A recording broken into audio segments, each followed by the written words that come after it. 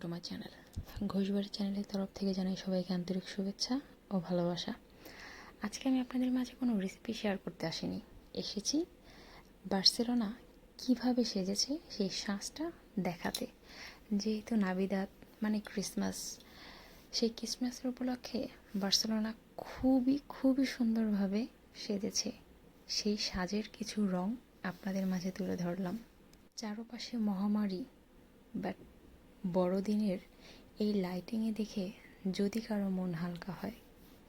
আশা করি ভিডিওটা সবাই এনজয় করবেন, আর যারা এনজয় না করবেন তারা ভিডিওটা স্কিপ করতে পারেন।